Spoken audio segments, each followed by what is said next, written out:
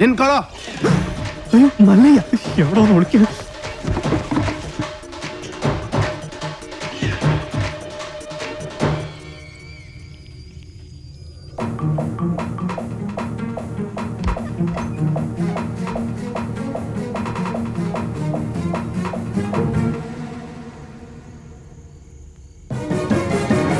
കള്ള കുടുക.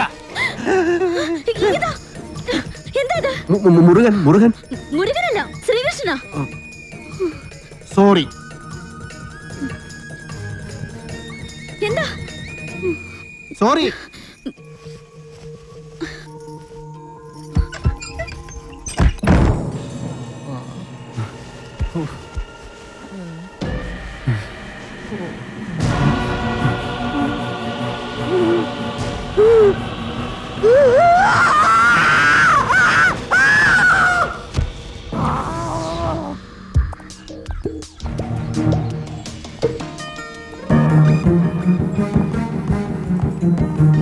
ഒന്ന് നിന്നേ.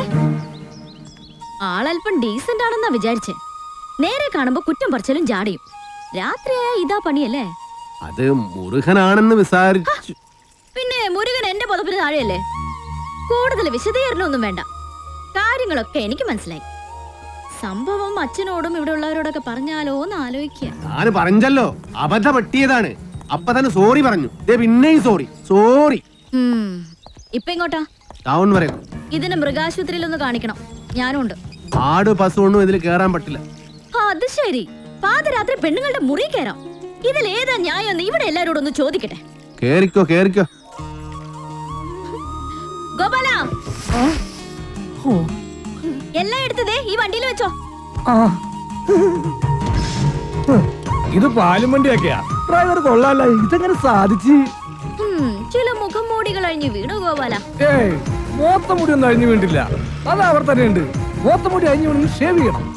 ആ ചായക്കടയുടെ മുന്നിൽ ഒന്ന് നിർത്തിയേ. പരമുള്ള കുറച്ച് കാശ് തരാനുണ്ട്. ഇന്നൊന്ന് സൈൻ ചെയ്യണം ഇവിടെ.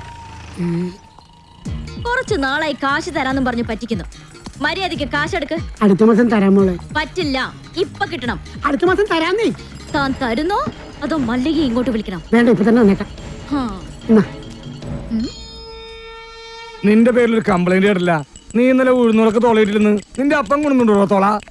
നീ എന്ത് കാണിച്ചാണ് ചായടിക്കണ? നിനക്കൊന്ന് ചിരിച്ചടിച്ചാ ആരാന്നറിയാമോ?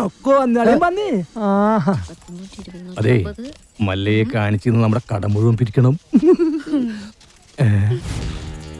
അവൻ എന്നെ പണ്ടൊരു കാര്യമില്ലാത്ത കാര്യത്തിന് തല്ലിയിട്ടുള്ളതാ. ചുമ്മാ അവന്റെ അമ്മക്കൊന്ന് വിളിച്ചേനെ. ഇപ്പൊ അതിന് കണക്കെടുക്കാൻ പറ്റിയ സമയോ? ഞാനത് മുതലാളി പറഞ്ഞോളാം. നിന്നെ ഞാൻ പട്ടിയെ തല്ലുന്ന പോലെ തല്ലാൻ പോവാ. എന്നെ തിരിച്ചടിച്ചാലേ മല്ലയെ നിന്നെ കീറിക്കളയും. അമ്മക്കുറിച്ച നീ പാവങ്ങളെ തല്ലുവല്ലടാ.